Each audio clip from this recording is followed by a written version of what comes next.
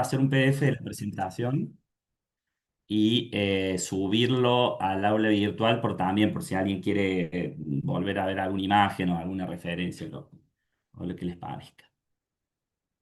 Bueno, entonces un poco como habrán leído en el texto introductorio, esto de poner, vamos a poner la mirada sobre un tema bien específico, no sobre todos los temas que tiene la vivienda.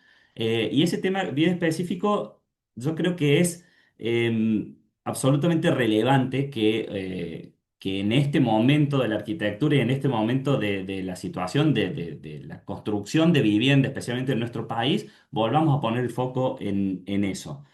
Y creo que es relevante principalmente porque, y voy a tratar de argumentar esto en las próximas diapositivas, es un tema que, a mi entender, la arquitectura contemporánea lo ha olvidado hace algunos años, y me parece importante y necesario que lo empecemos a recordar y empecemos a poner el foco sobre estas cuestiones también, que es principalmente las relaciones que se dan entre las partes, en este caso en un conjunto de vivienda, pero uno podría abstraer esta mirada para cualquier otro conjunto arquitectónico. Acá vamos a poner la mirada en el conjunto, no en la pieza, no en la unidad, es decir, no en el edificio como objeto, sino en el conjunto, en este caso en un conjunto de viviendas. ¿Para qué? Para aprender a ver relaciones. Y acá me parece que va a estar la clave en esta pequeña frase que también ilustrado el texto con el que empezamos, me parece que va a estar la clave para entender qué es lo que queremos profundizar en este módulo y cuál va a ser la mirada que tenemos. Elio Piñón, que fue profesor mío y director de mi tesis de maestría en Barcelona, con quien mantengo una muy buena relación todavía, todo el tiempo repetía esta frase, que no sé si la tendrá escrita escribió un montón de libros y súper interesantes, todo, pero no sé en cuál parte está escrita, pero siempre la repetía. Y decía que el arquitecto tiene que saber ver relaciones ahí donde todos los demás ven objetos.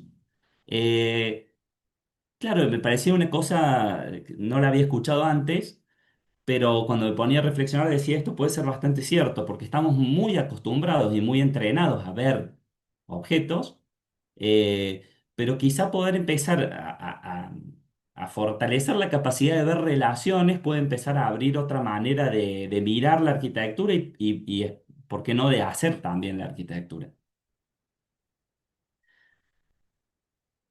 Claro, esto si empezabas a rastrear, digamos, por ejemplo, como siempre uno puede hacer un paralelismo entre el mundo del arte y la arquitectura, el cambio copernicano que se da en el mundo del arte, que también da inicio al cambio a la modernidad en arquitectura, que son las vanguardias de inicios del siglo XX, eh, plantean un poco este cambio, ¿no? Este cambio de trasladar la mirada y que el foco, en vez de estar puesto en la identificación de un objeto, cosa que ya en ese momento no era tan necesario, es decir, ya no hacía falta identificar un árbol, identificar un paisaje, identificar una representación en una obra de arte.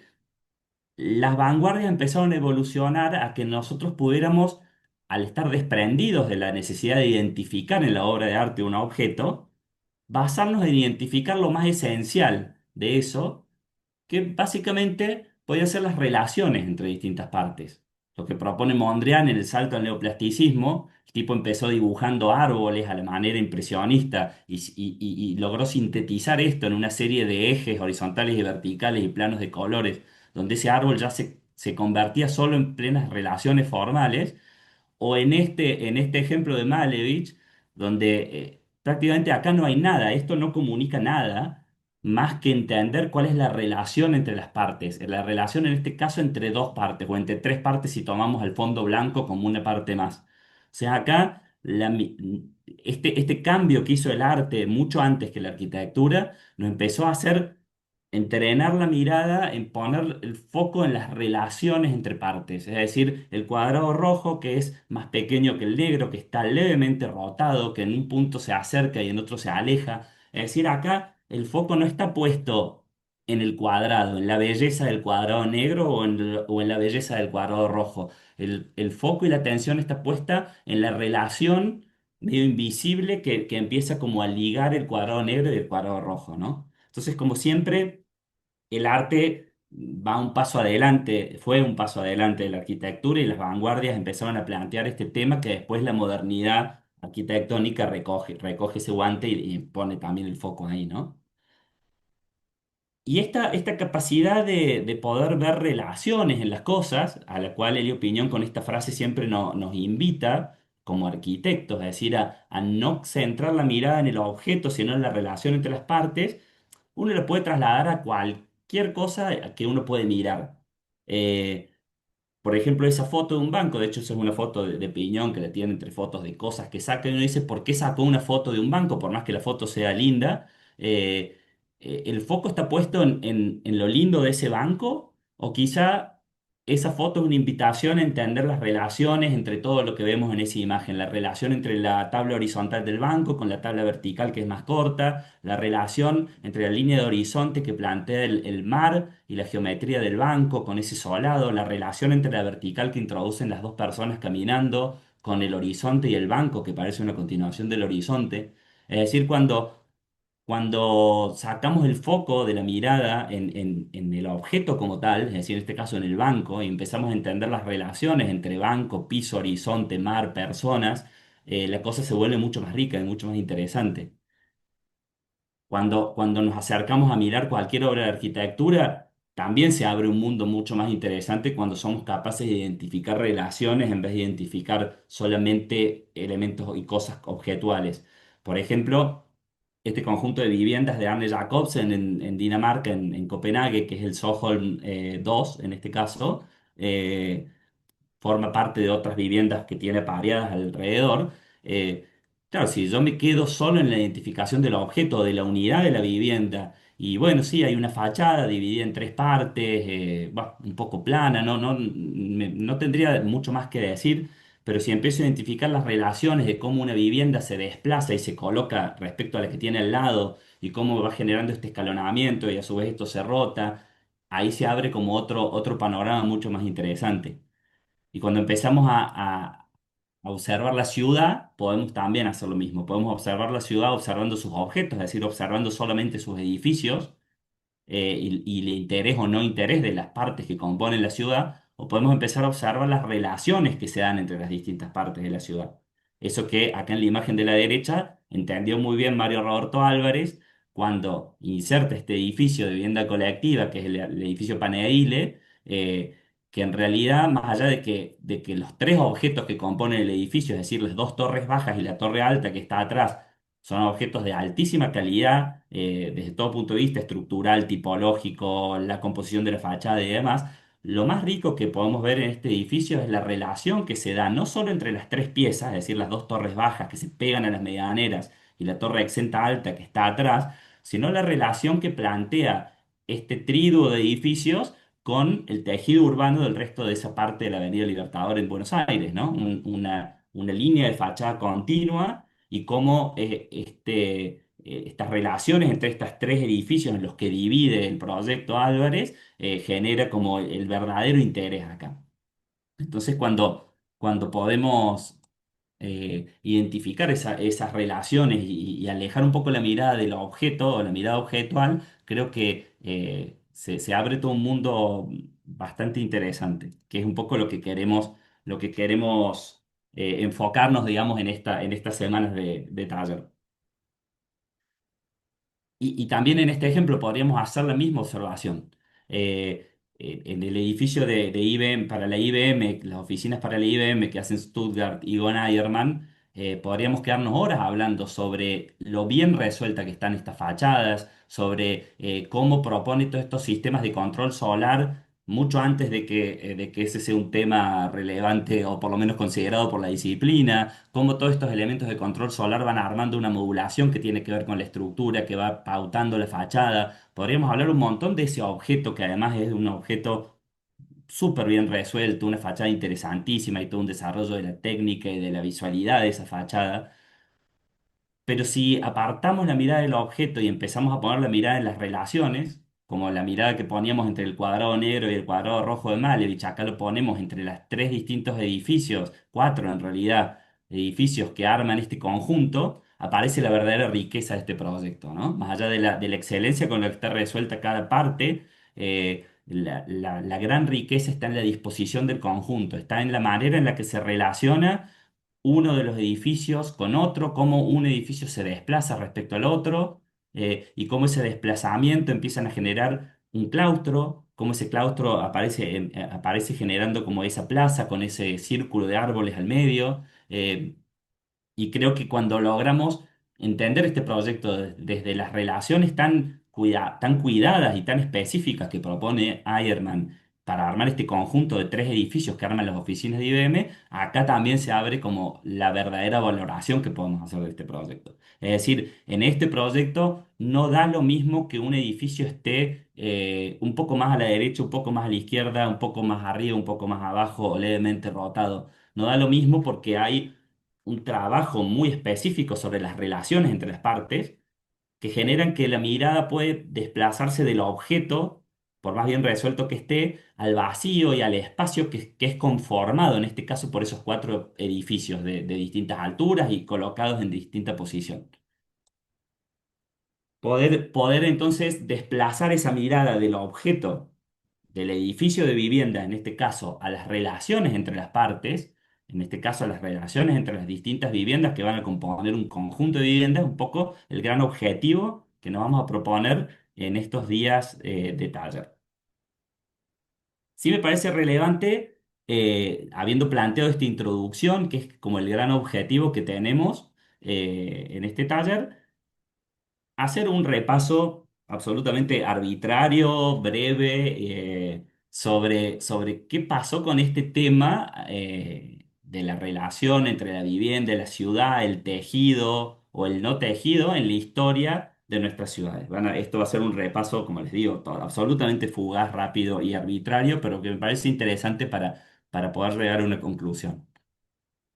Claro, la ciudad de la historia, si nosotros nos podemos analizar la ciudad de la historia, cómo se va, especialmente las ciudades occidentales, ¿no? De origen europeo en la historia, de lo cual recibimos una parte.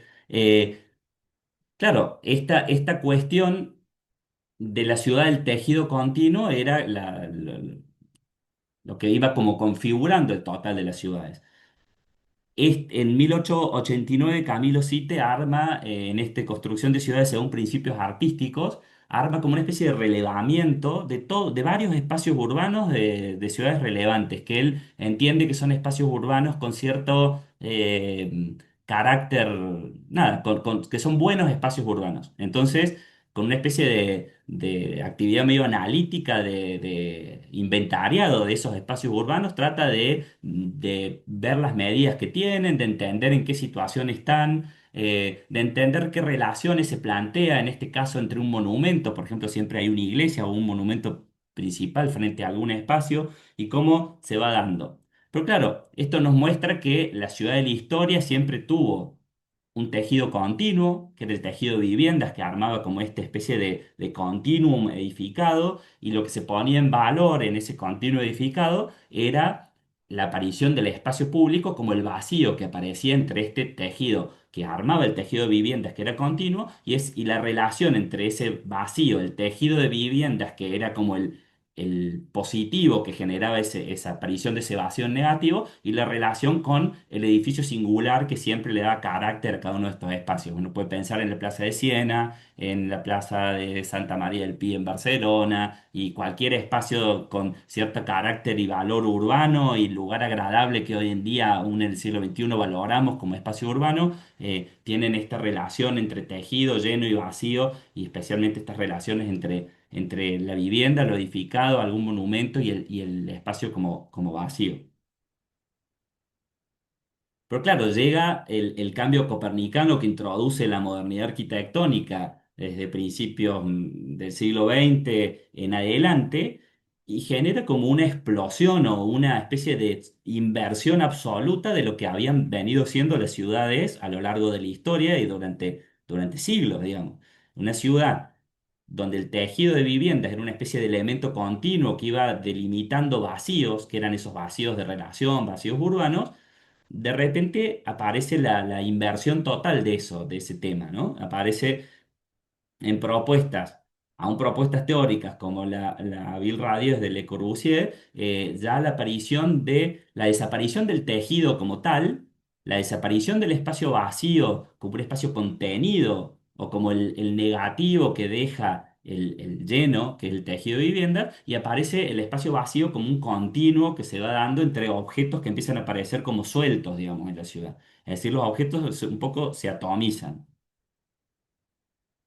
Claro, mucho de lo que la crítica después fue evaluando y argumentando sobre lo que pasó con las ciudades a partir de este cambio copernicano que introduce la modernidad en el paso del tejido al elemento aislado.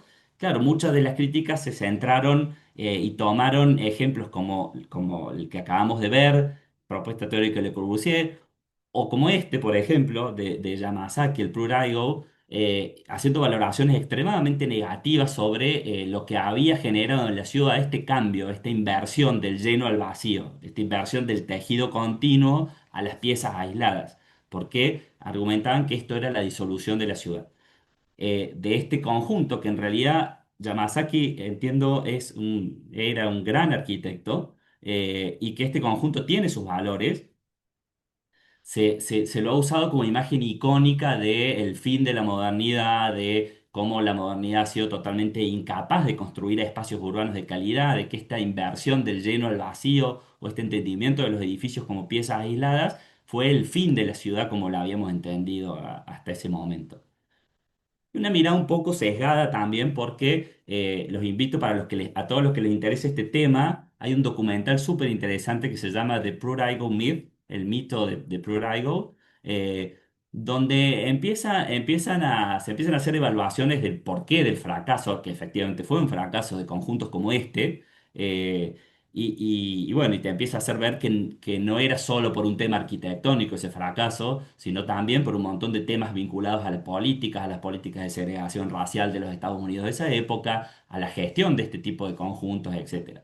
Está bueno para dejar planteado el debate y la polémica, digamos, al respecto. Entonces, la modernidad introdujo este cambio radical del paso del tejido continuo con los espacios urbanos como vacíos extraídos de ese tejido continuo a la ciudad construida por elementos sueltos, independientes en un vacío continuo. Pero no podemos decir, sería como decía recién, sería injusto decir que ese cambio, digamos, de esa inversión del lleno al vacío fue lo que destruye la ciudad, lo que destruye la calidad de los paisajes, de estos paisajes urbanos. ¿Por qué? Porque si bien podríamos hacer esa crítica sobre el primer proyecto de Le Corbusier, podemos analizar proyectos como este, el Lafayette Park, en Detroit, de Mies, donde no podríamos hacer esa evaluación tan a la ligera. Es decir, bueno, sí, acá hay un montón de objetos sueltos tirados sobre un espacio continuo y no hay ninguna atención prestada a esto que nosotros queremos prestar atención, que es la relación entre las partes, la calidad de los espacios urbanos planteados, la escala adecuada de cada parte. Mm, Sostengo que no podríamos afirmar eso con tanta ligereza sobre proyectos como este, porque si empezamos a observar cuidadosamente, acá hay un espacio urbano que plantea un tipo de escala, como este parque central. Esa escala muy bien acompañada por construcciones que tienen una altura que va de alguna manera mojonando ese parque central y esa escala. Entendemos que esos edificios, estas torres de vivienda más altas, no están ubicadas de manera aleatoria y no da lo mismo que estén ahí o que estén en otro lado. Están ubicadas de una manera al tres bolillos. Después, si empezamos a poner la lupa en cada una de las áreas menores que conforman este conjunto, empezamos a ver que hay una cuidadosa disposición de cada una de las partes, de las distintas tipologías, porque además, a diferencia del conjunto de Prurigo, acá podemos ver que hay un conjunto de viviendas, pero que está compuesto por distintas tipologías. Hay edificios altos, hay casas en hilera, hay casas patio, hay como una sucesión de tipologías y que esas tipologías están colocadas cuidadosamente de manera de generar espacios como este, por ejemplo, como esas pequeñas plazas, que sí se empiezan a armar a pesar de que acá no tenemos, porque sigue siendo un proyecto absolutamente moderno, es decir, no tenemos la ciudad del tejido continuo que venía de la ciudad tradicional. Sin embargo, hay una cuidadosa atención a la ubicación de cada parte, a la escala de los espacios urbanos, claramente la escala que se arma en este espacio urbano. No sé si se ve el cursor cuando yo señalo, ¿sí? Sí, se ve perfecto. Perfecto. La escala que uno puede percibir en este espacio que se arma por la disposición de estas viviendas en hilera, de estas casas patio, no es la misma que la escala que plantea en este parque que va uniendo el barrio. Y claramente las situaciones urbanas que generan conjuntos de este tipo, no podríamos decir que son situaciones urbanas desconsideradas, digamos, o que estos espacios no son espacios urbanos de calidad. Pero claro, entre esa época y muchos ejemplos que van conformando la ciudad contemporánea, también hubo algunos cambios importantes. Este sector en Copenhague, en Dinamarca, tiene casi como un laboratorio de vivienda. O sea, hay viviendas y edificios de todo tipo, con ensayos de lo más interesantes, puntualmente algunos, viviendas escalonadas, este proyecto de Vic, si no me equivoco, que va escalonando las viviendas para generar estas terrazas y demás, otros que cada uno tendrá su argumento para adoptar su forma y su manera de ser y su manera de implantarse. Eh, pero claro, la atención acá está cada vez más puesta en el objeto, es decir, cada vez más puesta en cada edificio, que no niego que seguramente si analizamos cada uno de estos proyectos, seguramente haya valores y haya cuestiones muy interesantes que podríamos aprender de cada uno, pero si lo empezamos a entender en estas relaciones en las que queremos poner el foco entre vivienda y ciudad o entre arquitectura y ciudad, o si empezamos a analizar estos conjuntos que han llamado mucho la atención de la arquitectura contemporánea, entendiendo qué capacidad tienen de construir ciudad, qué ciudad construyen la sucesión de este tipo de edificios. Y acá la cosa se vuelve, sí, un poco más cuestionable, ¿no? Porque seguramente acá el foco de la arquitectura está puesta más en el objeto, de más o de menos calidad, cada uno lo podrá analizar, pero no hay demasiada reflexión, o por lo menos es lo que se ve cuando uno empieza a tratar de analizar esto, en esas relaciones entre los distintos objetos, en el espacio urbano que hay entre medio, en lo que propone como tejido o como ciudad construida, muchos ejemplos de arquitectura contemporánea. Y acá pongo un ejemplo local o no, esto es una opinión personal, pero yo lo llamaría un anti-ejemplo local respecto a este tema en el que queremos poner el foco. No sé, para los que hayan estado en Córdoba, seguramente hayan pasado por acá, este es el centro cívico, ahí atrás está la Casa de Gobierno, acá la nueva legislatura, oficinas administrativas del Poder Ejecutivo de la provincia y demás. Em, Claro, es una colección de edificios, más allá de la valoración que podemos hacer de cada edificio en sí mismo, es una colección de objetos totalmente autorreferenciales cada uno, donde qué relación establece un objeto con el otro, el vacío con un objeto con una preexistencia, como unos molinos industriales que todavía están abandonados acá.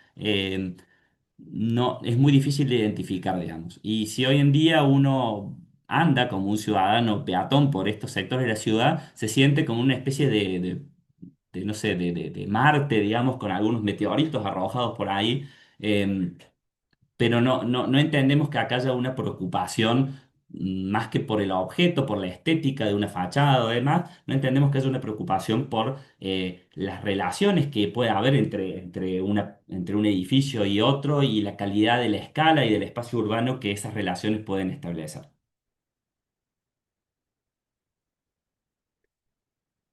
Entonces, este recorrido rapidísimo y absolutamente incompleto por distintos momentos de la historia nos puede llevar a hacernos la pregunta, es decir, ¿qué pasó? Digamos, ¿qué pasó a lo largo de quizá un siglo o más, dos, eh, para que estemos en este abandono, digamos, de entender la ciudad como tejido, entender la ciudad como constructora de espacios urbanos de calidad?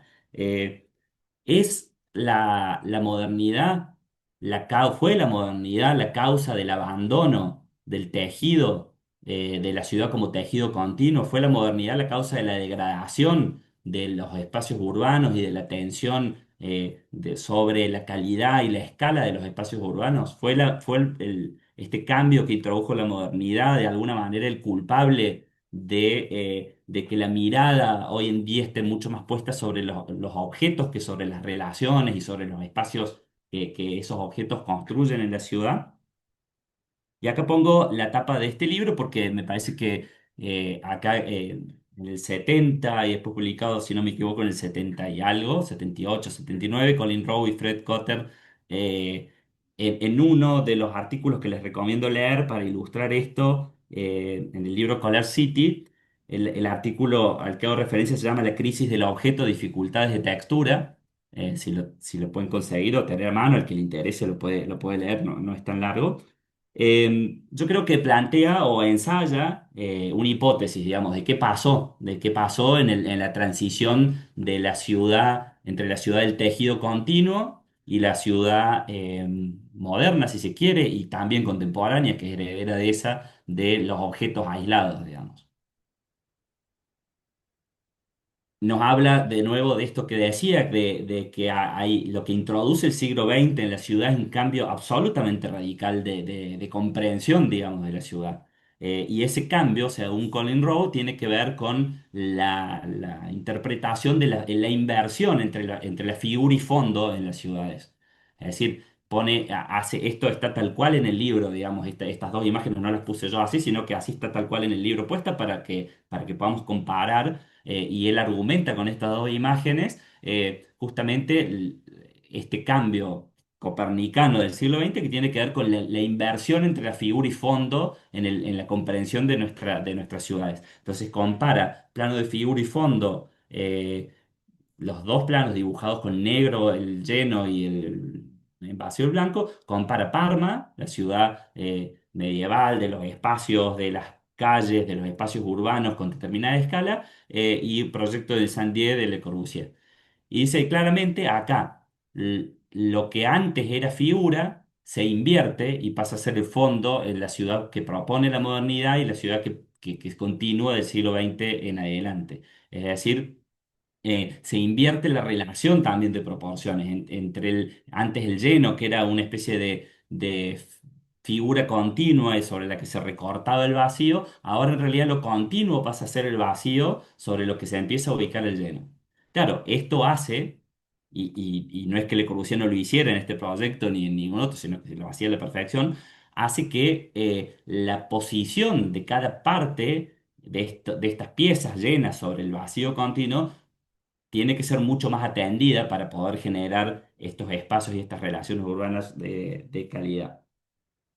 Entonces, este proceso de inversión de figura a fondo, dice, es como el gran cambio que introduce el siglo XX. Y Colin Rowe en este texto hace como una especie de paralelismo o sí, como una comparación, digamos, una analogía, comparando el ágora y el foro.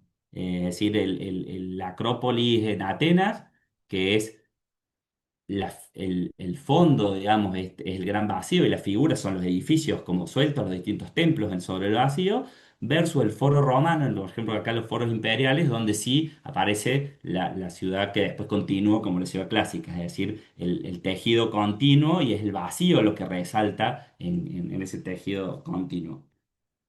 ¿Qué dice Rowe, digamos, y qué hipótesis intenta argumentar, o sea, sostener en eso? Dice, bueno, los arquitectos del siglo XX asumieron ese cambio, digamos, que se dio, esa inversión entre figura y fondo que se dio en la historia de las ciudades, lo asumieron adecuadamente, casi sin cuestionarlo, pero lo asumieron empezando a aprender a colocar bien estas piezas para que esta inversión no resulte en la pérdida de la calidad de los espacios de la ciudad. Y lo que dice Colin Rowe es que en ese momento estamos hablando del 70 y pico, ¿no? Él propone que la arquitectura debía evolucionar y yo creo que ya lo estaba haciendo porque ya estaba el Team 10 ahí haciendo muchos de sus proyectos.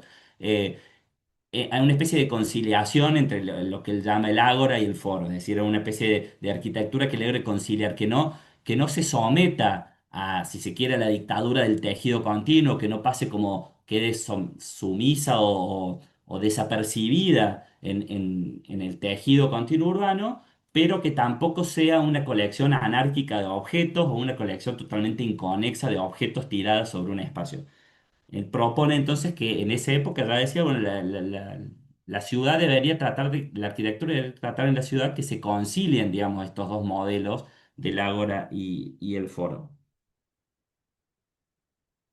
Y yo creo que esto que proponía Colin Rowe en la década del 70, había ya muy buenos arquitectos que antes, que algunos años, bastantes años antes, ya lo venían haciendo, digamos. O sea, ya estaban construyendo una ciudad, asumiendo la modernidad, asumiendo la ciudad compuesta por elementos quizá aislados, pero también asumiendo las relaciones que habría que construir con el tejido continuo y las relaciones entre las partes. Algunos ejemplos acá podríamos hacer un trabajo súper interesante de empezar a descubrir un montón de estos ejemplos, donde la atención está mucho más puesta que en que en el objeto en sí mismo, en la relación que se plantea entre las partes. Por ejemplo, Allison y Peter Smithson en la sede de The Economist es casi un caso análogo al que contaba antes de Mario Roberto Álvarez, ¿no? Convertir un edificio de oficinas que podría haber sido una torre autónoma. Es decir, uno diría, bueno, siguiendo las ideas que uno entiende sobre la ciudad moderna, esto hubiera sido un terreno que hay que pelarlo y poner una torre autónoma ahí en el medio. Allison y Peter Smithson deciden descomponer esa torre en tres elementos, esos tres elementos de distintas escalas, uno más bajo con una altura más grande entre losa y losa hacia el frente para que se relacione con ese edificio de otra época, digamos, y de otra escala que tenía al lado, que es este, uno más alto y otro pegado a la medianera de este lado, y sobre todo atendiendo a la calidad de estos pasajes urbanos que el haber dispersado el proyecto en tres volúmenes empieza a proponer. Entonces acá yo creo que hay esa conciliación que años después proponía Colin Rowe. Yo creo que antes los Smithson en este proyecto ya lo habían hecho. Este es un proyecto de tejido continuo, es un proyecto de objetos aislados. Un poco de los dos, me parece. Hay tres objetos aislados, pero esos tres objetos aislados no están puestos de cualquier manera, están puestos atendiendo cuidadosamente a una preexistencia, al tejido de la ciudad que había preexistente, y especialmente prestando atención al espacio vacío más que a los edificios como objeto, al espacio vacío, a estos pasajes que se conforman, que van atravesando este conjunto de tres edificios o de cuatro si entendemos que parte de este conjunto es el edificio preexistente que estaba. Entender, digamos, que la arquitectura no es solo los objetos, sino que es la relación entre las partes, podríamos decir la relación entre este edificio más bajo y esta torre más alta, pero también la relación entre las partes y la ciudad que lo rodea. Es decir, es la relación entre estos dos edificios y la relación entre eso y ese fondo que ya existía de antes, o esta medianera que era un edificio preexistente. Es decir, las relaciones entre las partes y las relaciones entre un conjunto y la ciudad.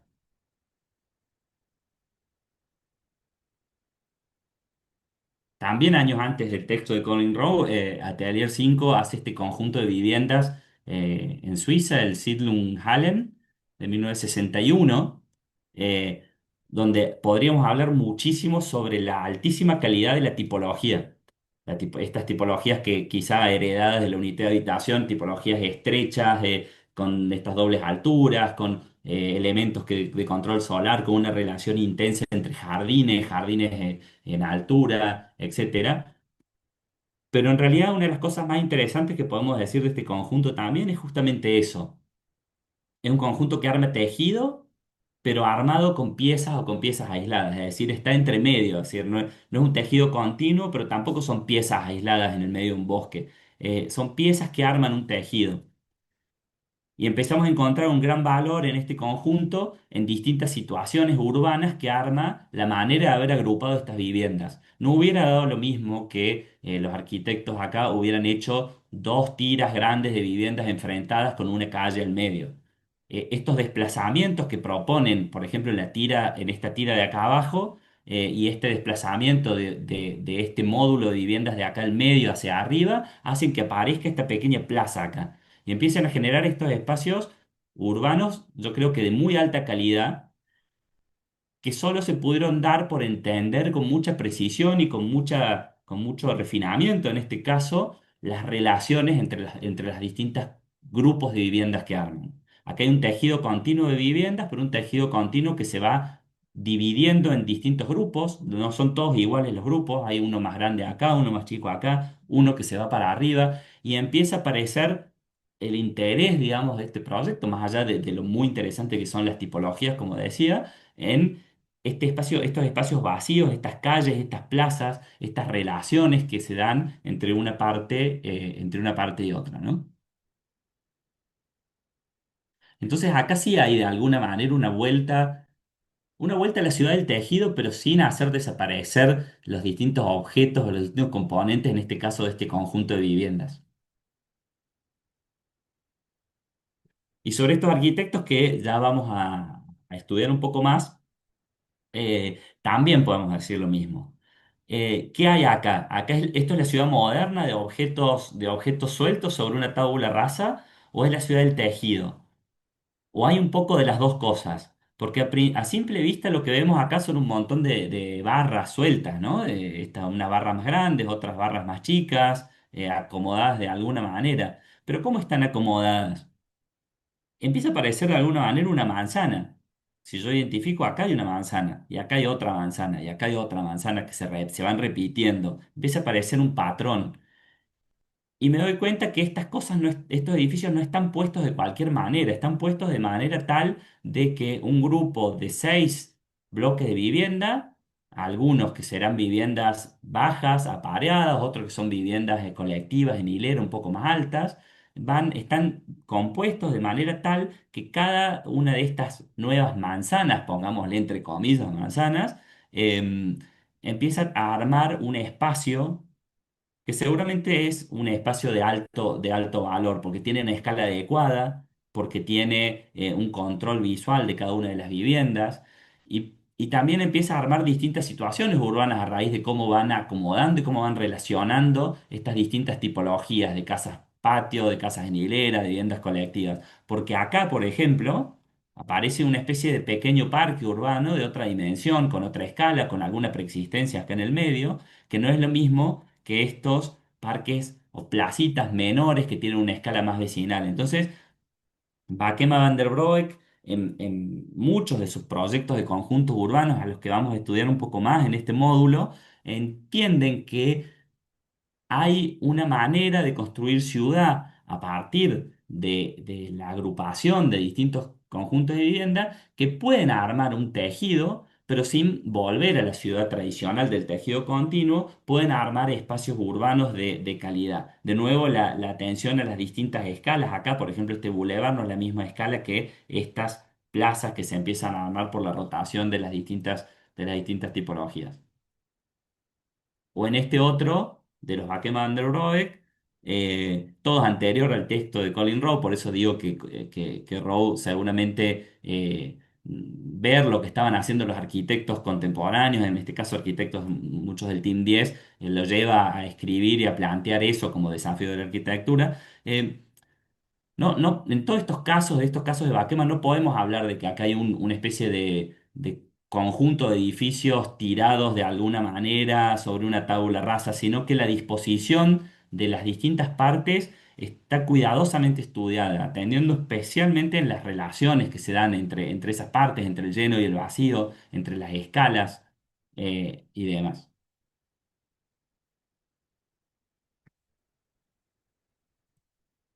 Em, ¿Qué pasó con esto en la Argentina, ¿no?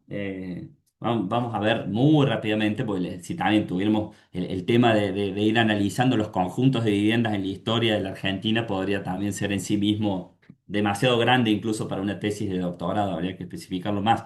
Pero bueno, lo dejemos planteado así rapidísimo como para poder fundamentar un poco la mirada que queremos compartir en este módulo. Hay ejemplos súper interesantes de esto mismo que planteamos con los ejemplos que veíamos de Baquema y algunos otros estudios. Tenemos ejemplos de conjuntos de viviendas en Argentina que prestan especial atención a la relación entre las partes y cómo esas relaciones pueden generar espacios urbanos de calidad. Por ejemplo, el conjunto este que hizo Cocurec junto con Susca Garrón en el 62, está en Buenos Aires, Catalina Sur. eh, si uno va como para el lado de Barrancas, La Boca, para ahí, lo vas a ver, va a pasar, ahora está totalmente lleno de verde. Eh, Claro, acá no hay torres puestas de cualquier manera, digamos, sobre un parque. No es las torres tiradas en el parque.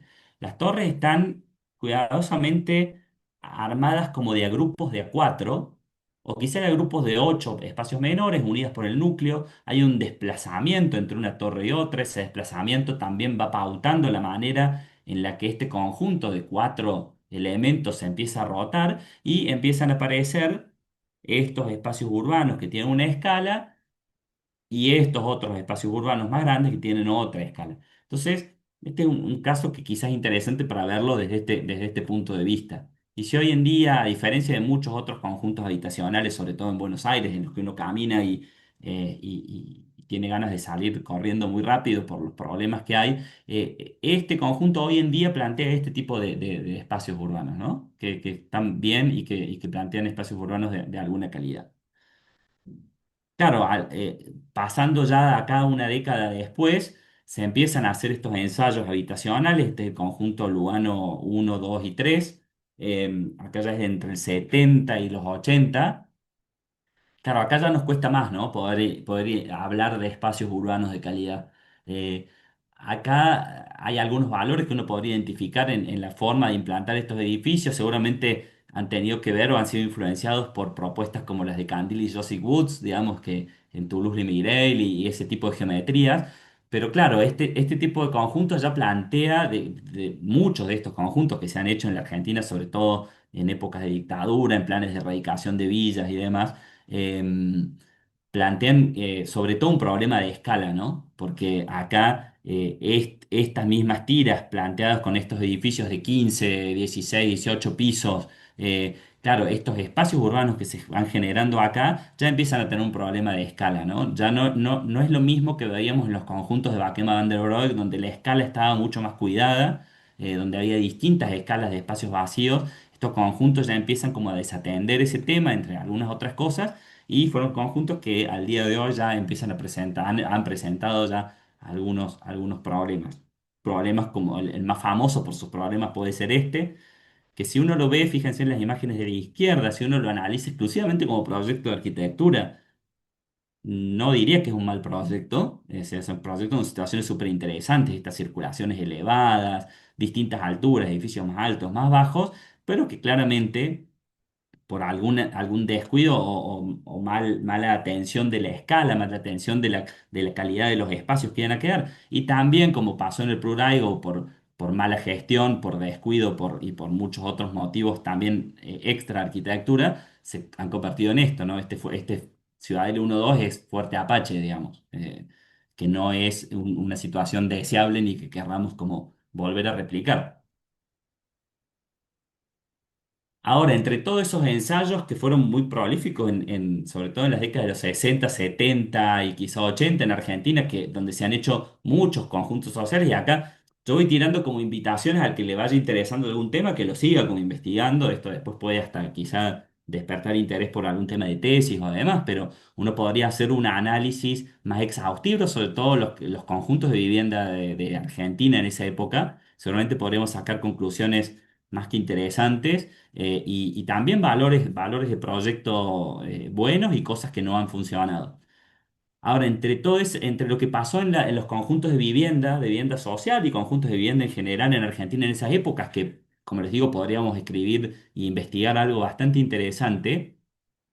Si pegamos un salto a lo que pasó con el mismo tema a partir de las décadas del 90, 2000 y en adelante, claro, notamos así como a grandes rasgos una involución enorme, ¿no? Y un cambio también radical. Es decir, como ese tipo de conjuntos, Lugano 1 y 2, Fuerte Apache y muchos otros, fracasó, si se quiere, desde el punto de vista de violencia, la situación urbana, etcétera. Seguramente por un descuido de la escala y quizá por no haber atendido tan bien como lo hacían otros proyectos, este tema de las relaciones, la escala, la cuidada y disposición entre las partes, es como que se renunció a la vivienda colectiva o a la vivienda más agrupada cuando hablábamos de vivienda de interés social y se vino a estos planes de este tipo.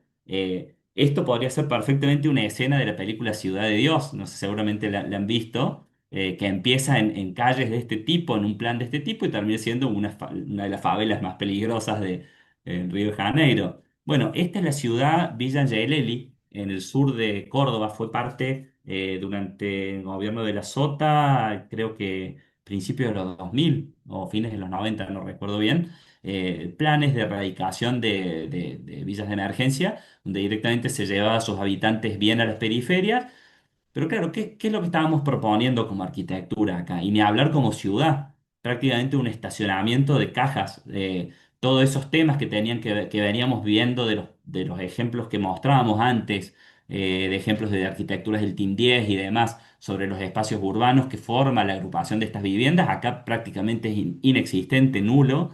El tema de la multiescalaridad que veíamos en los proyectos de Baquema, de que pueda haber edificios de una altura, de una escala, de otra, la multiescalaridad de los espacios urbanos, que hay parques de una escala, que hay plazas vecinales de otra escala, acá es como que se perdió absolutamente.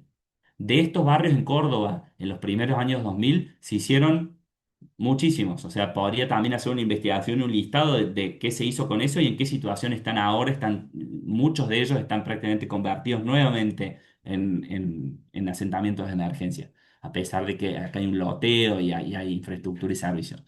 Em, claro, es como que la arquitectura a partir en estas épocas contemporáneas hubiera perdido el interés por este tipo de temas, ¿no? Hubiéramos perdido el interés por qué tipo de ciudad construyen las agrupaciones de vivienda.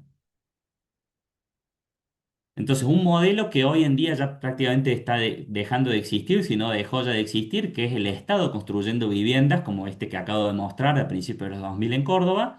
Otro modelo que es el que sí todavía, por lo menos aquí en Córdoba y supongo que en muchas de ciudades de Argentina también, es una manera en la que se está atendiendo al déficit enorme de viviendas que tiene la Argentina, son los modelos cooperativos. Estas imágenes que pongo son de Cooperativo Horizonte, tiene como más de 25 años ya o más trabajando en Córdoba y han hecho cientos y cientos de casas, muchísimos barrios, todos obviamente muy periféricos por el valor de la tierra, que realmente presentan una solución para el acceso a la vivienda de personas de ingresos medios y bajos.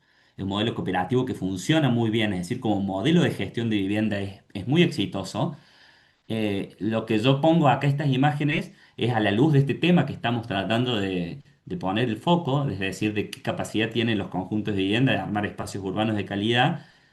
Claro, si lo analizamos de ese punto de vista, acá sí hay mucho por hacer, ¿no? Hay mucho que podríamos desde la arquitectura proponer para que modelos de este tipo sigan siendo exitosos como lo son, pero que permitan construir ciudades mejores, para que permitan construir periferias que no sean esta especie de repetición al infinito de un lote, una casa, que es prácticamente la única manera en la que se construyen las periferias en las ciudades, especialmente las ciudades de las llanuras, ¿no? Las periferias de Córdoba que dan sobre el llano. Imagino que toda la periferia norte de Santa Fe debe tener un paisaje bastante parecido a este y el conurbano bonaerense y demás. Es decir, em, si bien hay modelos de gestión de vivienda, en este caso cooperativo, privado, pero que son exitosos, la arquitectura, la disciplina de la arquitectura, me parece que a la luz de lo que la historia de la arquitectura pudo aportar sobre este tema, me parece que tenemos una deuda con esto, digamos. Es decir, viniendo de haber de estos proyectos que vimos de hace ya más de 50 60 años, llama la atención que hoy en día el tipo de ciudad que estamos construyendo a partir de los conjuntos de vivienda proponga este modelo, ¿no? Otro modelo que tampoco se suspendió, digamos, ahora, tampoco ya existe, que es el modelo en este caso, unos ejemplos que pongo de Procrear, que se hizo en todo el país, se hicieron algunos conjuntos de vivienda, ya plantea yo creo que ya una pequeña evolución respecto a los ejemplos que vimos antes, que es, por lo menos empieza a haber agrupación de tipologías acá, entonces ya no tenemos esta repetición infinita de bajísima densidad, sino que empieza a haber una densidad un poco más adecuada. Sin embargo, algunos proyectos de estos han sido bien interesantes, otros menos, digamos, ha habido de todo, algunos se construyeron, otros quedaron en el camino, este programa se suspendió ya. Em, Bueno, si lo analizamos de nuevo a la luz del tema que nos interesa, sí, hay un avance respecto al ejemplos que acabo de mostrar, pero también hay algunas deudas pendientes, ¿no? El tema de la escala, el tema de la complejidad que se puede plantear entre las relaciones de las distintas partes. Acá hay, quizá hay una vuelta, sin hacer valoración de cada proyecto en sí mismo, pero hay una vuelta quizá a una manzana, si se quiere, de cerda, ¿no? De esta cosa del corazón de manzana, el tejido continuo, y parece que hay toda una complejidad en este tema que la arquitectura del Team 10 supo proponer con alguna calidad que hoy en día cuesta más abordarla. Y otro modelo con el que se construye la vivienda en nuestras periferias, que ya es el modelo absolutamente privado, inmobiliario, comercial, esto es Ciudad Gama, en la periferia de Córdoba, Avenida Colón, desarrollismo inmobiliario, donde también pareciera que este tema que queremos, en el que queremos poner la mirada también se vuelve inexistente. O sea, sí, acá hay densidad, demasiada quizá, pero ¿cuál es cuál es la relación que hay entre todos esos edificios? ¿Con qué criterios están puestos en el terreno? ¿Qué tipo de espacios urbanos está construyendo la agrupación de estos edificios? ¿Se atiende a las distintas escalas de espacios urbanos, a espacios menores, a espacios más colectivos? También creo que incluso en este ámbito, que es el ámbito privado, también hay mucho por reflexionar, digamos, o por volver a aprender de algunas arquitecturas pasadas para mejorar lo que los arquitectos podemos hacer sobre estos temas.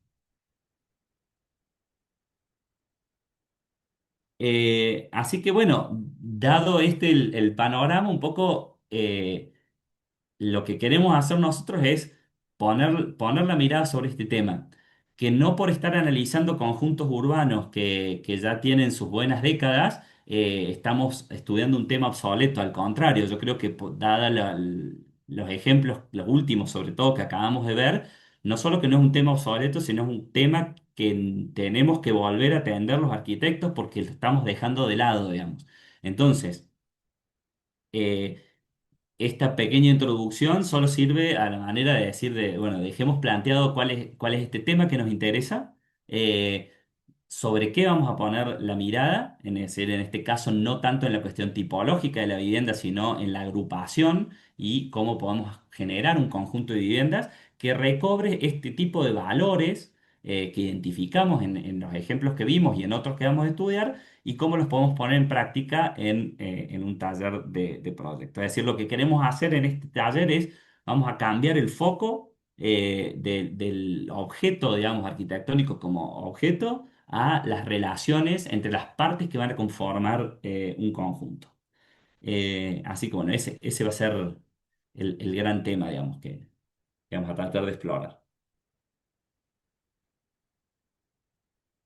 No sé si se quieren hacer alguna pregunta o algo.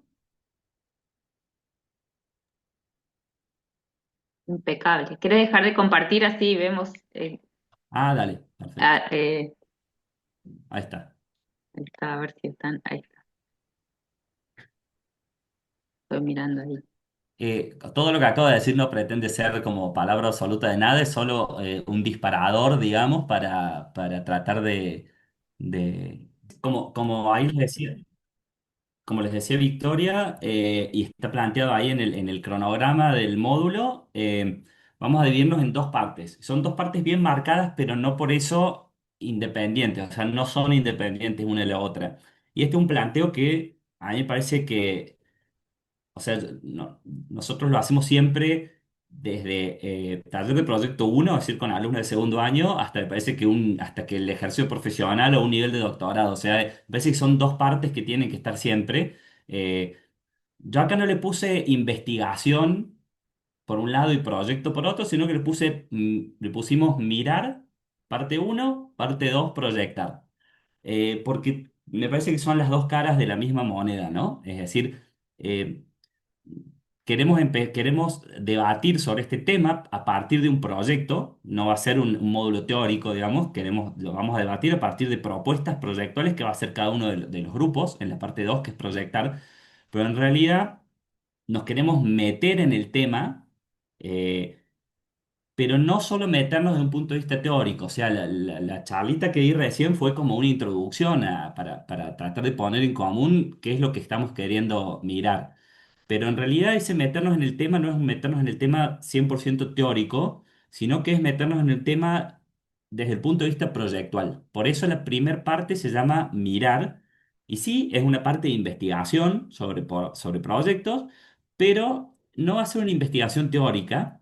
Eh, Ahí vieron seguramente el listado en el texto que les pasamos, donde están 6 proyectos que queremos investigar un poco más, pero como les digo, no vamos a hacer una investigación teórica. Eso para quien después le interese alguno de estos proyectos o este tema y después quiera hacerlo parte de una tesis o de una investigación, sí, ahí sí aparecerá toda una investigación teórica. En este módulo, como igual es un módulo de proyecto y es lo que queremos y queremos debatir a partir de los proyectos que hagamos, lo que queremos hacer es una investigación proyectual y la investigación proyectual principalmente es mirar de manera aguda y detenidamente. Entonces, la primera parte va a ser mirar 6 proyectos que elegimos con Victoria, que creemos que sí tienen estos valores que queremos rescatar, que tienen que ver con las relaciones cuidadas entre las partes de un conjunto de viviendas. Cada uno de estos 6 proyectos plantea estos valores de maneras diferentes, pero todos los proyectos los tienen y los comparten.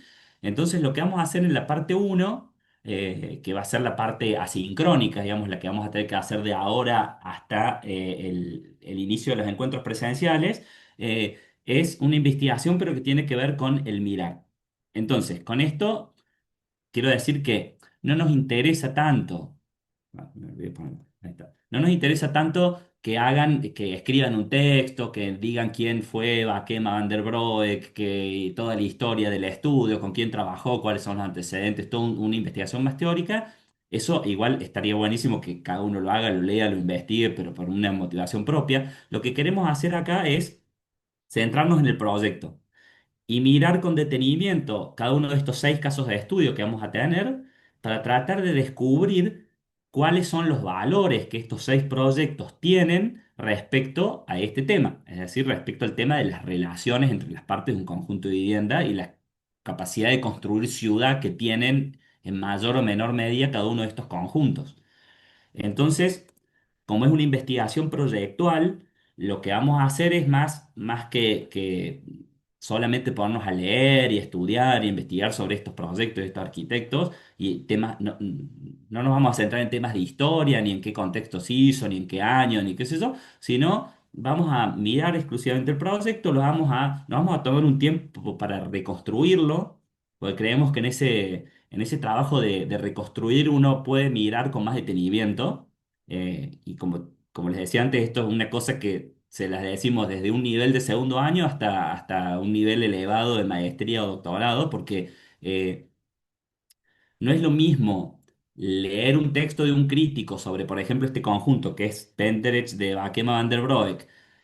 Lo que voy a terminar haciendo es repetir lo que más o menos me gustó de lo que dijo otra persona que lo estudió antes, que involucrarnos directamente con el proyecto, reconstruirlo, es decir, volver a construirlo, volver a dibujarlo, volver a mirarlo con detenimiento, para poder sacar nuestras propias conclusiones, que me parece lo más importante, que es lo que no, al margen de lo que podamos repetir que alguien escribió sobre estos conjuntos, qué es lo que nosotros vemos, identificamos y podemos empezar a valorar de cada uno de estos casos de estudio. Entonces, ese es el foco que vamos a poner en la parte uno, que es mirar. Em, de nuevo, o sea, no nos va a interesar tanto que lo que puedan repetir, lo que puedan leer de un crítico, lo que podamos como... eso nos va a informar y está bueno informarnos, pero lo más valioso va a ser lo que cada uno, después de mirar mucho tiempo, de pasar unas horitas haciendo las fichas, redibujando y haciendo cada una de las 3 piezas gráficas que vamos a pedir, seguramente después de invertir todo ese tiempo en mirar en detenimiento cada uno de estos proyectos, cada uno de ustedes va a poder sacar conclusiones propias y creo que esas conclusiones propias van a ser las que más nos van a enriquecer al debate y al proyecto que vamos a hacer en la parte 2 que es proyectar.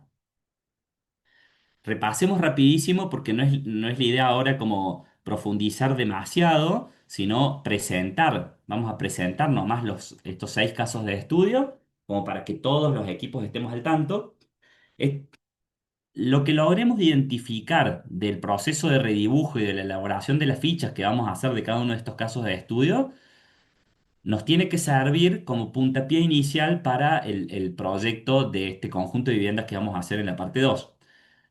Me parece muy valioso la instancia con la que va a iniciar el encuentro presencial, que es una puesta en común de lo que cada uno vio y valoró de estos proyectos que vamos a hacer las fichas y redibujar, porque cada uno va a estar mirando y observando detalladamente uno de estos proyectos, pero todo ese material aprendido de esto lo tenemos que poner en común para que después a partir de estos 6 proyectos podamos empezar a pensar y a proponer el proyecto nuevo que tenemos que hacer.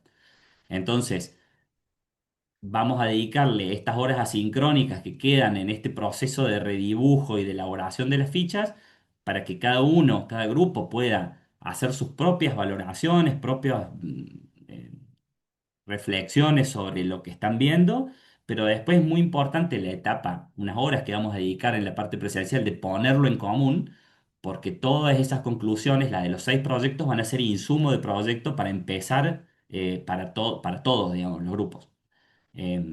Así que bueno, ese es un poco el objetivo de esta primera parte. Por eso digo que la primera parte es indisoluble de la segunda, porque no vamos a empezar un proyecto de un conjunto urbano de viviendas como desde cero, sino que lo vamos a hacer tratando de rescatar valores que cada uno identifique en cada uno de estos 6 proyectos que estamos mirando en la parte uno.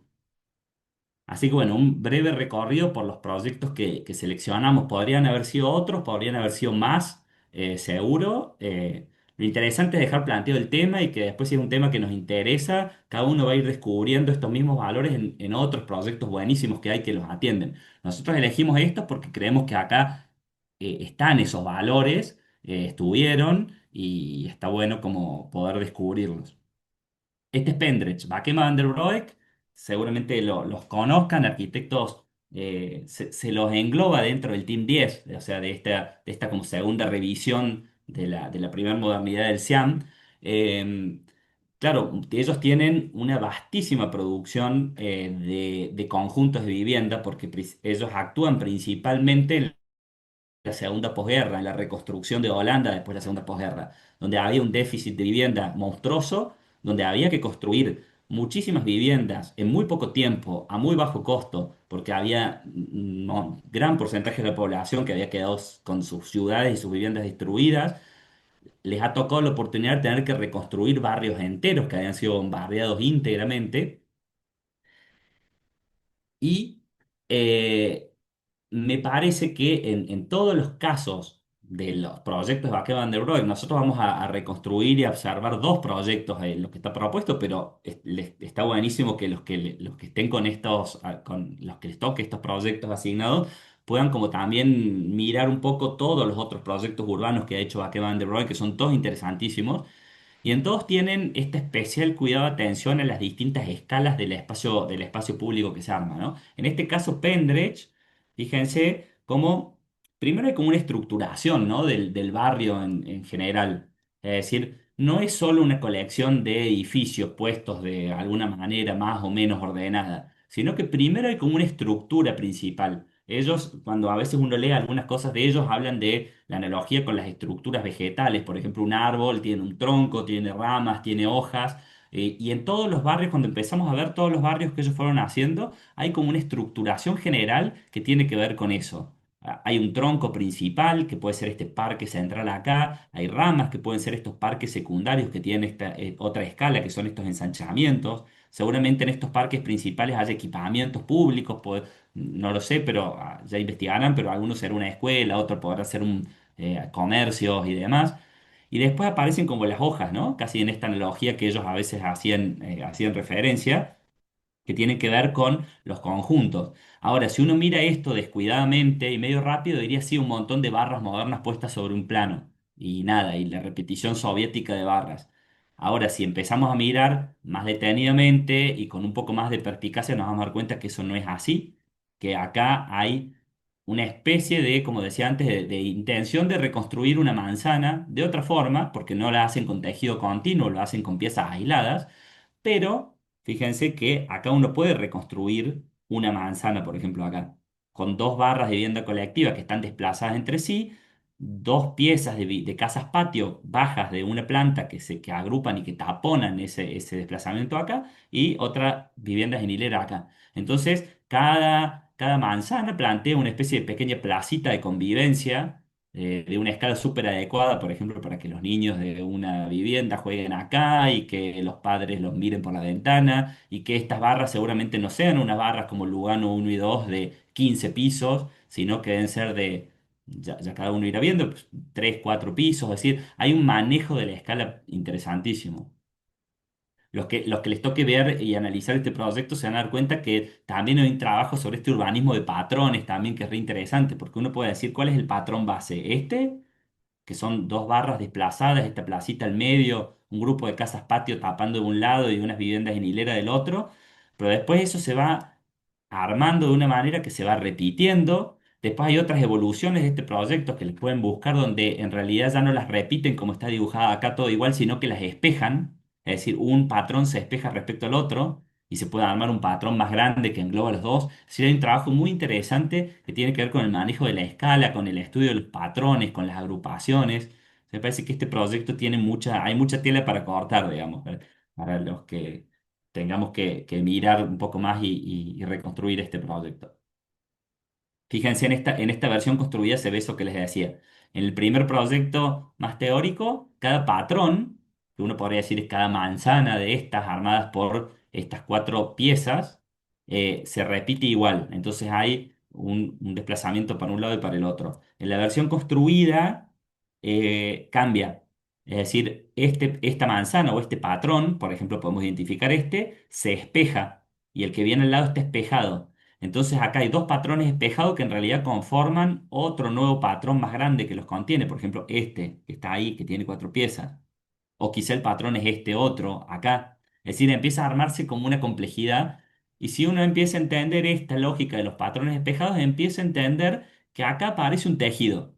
Es decir, hay piezas aisladas, como planteaba el Siam, sí, hay piezas aisladas, pero también hay un tejido. Es decir, esto que decía Colin Rowe, ¿no? De pararse en el medio ni en la sumisión total del tejido, ni la pieza aislada anárquica en el medio de la nada. Es decir, acá hay piezas aisladas, pero que construyen un tejido urbano. Y listo, no sigo hablando porque si no nos vamos entusiasmando y hay que dejar para que después cada uno siga descubriendo cosas, ¿no? Después, el segundo proyecto propuesto para reconstruir es también de Bakema van der Broek. Como les digo, Bakema tienen muchísimos de estos conjuntos y cada uno tiene su particularidad y son todos interesantísimos. Podríamos haber hecho este curso solo reconstruyendo proyectos de Bakema van der Broek. Pareció más interesante también diversificar en cuanto a ubicación geográfica y demás, pero acá hay un punta de lanza de un tema súper interesante para el que le interese seguir investigando. Este es otro barrio, en realidad es una ciudad que se llama Lugarden. Ellos tienen una propuesta en Lugarden Nord, o sea, el norte, como todo un barrio que fue bombardeado por un ensanche de la ciudad hacia el norte. Después tienen otro hacia el sur, el que vamos a reconstruir es este que está hacia el norte. También se ven algunos de los valores que Bakema siempre recuperan, ¿no? Fíjense cómo hay una estructura acá. O sea, esto no es una tabla rasa con edificios sueltos. Acá hay una estructura, hay un tronco. Este eje acá aparentemente parece una especie de espacio cívico común, articulador, algunas grandes esplanadas, algunos equipamientos singulares, habrá que ver qué son cada uno, pero seguro algunos sea una escuela, otro sea un mercado, otro sea alguna cuestión, no sé, social, lo que sea. De ese tronco salen algunas ramas de espacio público, fíjense. Este es un espacio público de un carácter. Acá hay unos espacios públicos de otro carácter. Vean esto. Que son unos parques más abiertos, que tienen como otro carácter, tienen una escala un poco menor que este eje más institucional, pero acá aparece un poco más la naturaleza y demás. Y después aparece la repetición también de un sello, de un patrón que se empieza a repetir alternado por estos parques, ¿no? Fíjense, acá hay un sello, acá es otro que se repite igual, acá otro que se repite pero con algunas alteraciones. Cuando se va para el otro lado, se repite el esquema, pero también se altera.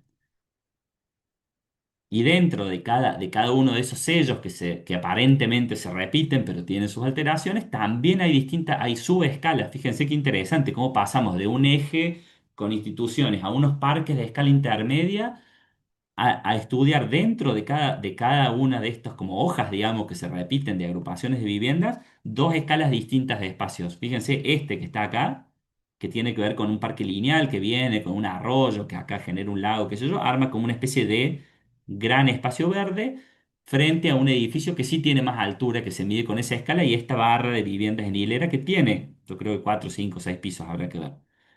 Pero también fíjense cómo aparecen estos espacios, igual que en Pendrech, estos espacios como colectivos acá, ¿no? Pero espacios colectivos hechos a escala y a medida de un grupito de viviendas, no de todas las viviendas. De nuevo, no es Lugano 1 y 2, acá hay un control social sobre cada uno de estos espacios. Es decir, ellos manejaban a la perfección esta multiescalaridad de los espacios públicos. Es decir, no todos los espacios vacíos son iguales. Por un lado hay un parque, por otro lado hay un lugar más colectivo, un parque de escala media más pequeño, y por otro lado hay microparques que son compartidos por un grupito de viviendas. Entonces, esa multiescalaridad de los espacios colectivos que proponen estos conjuntos de vivienda en Baquema me parece súper rico. Eh, en el caso de este conjunto tiene una complejidad un poco mayor que el de Pendrech porque hay como más variaciones, digamos, de distintas escalas de espacios, ¿no? Y en cuanto a las tipologías, vieron que varía, pero más o menos entre las mismas. En este caso hay torres, o sea, vivienda colectiva en altura, vivienda colectiva en estas barras, vivienda individual agrupada en estas tiras y vivienda individual más tipo casa con patio, digamos, armando como estos bloques acá.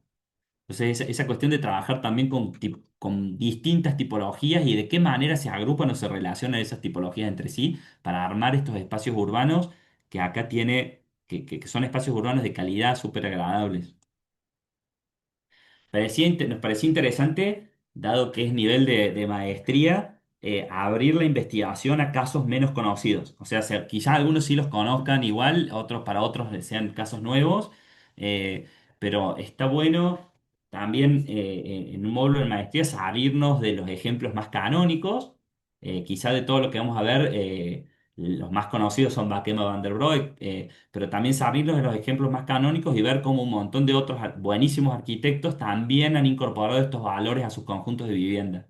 En este caso, Antonio Vázquez de Castro, arquitecto español, estamos hablando en 1959 en Madrid.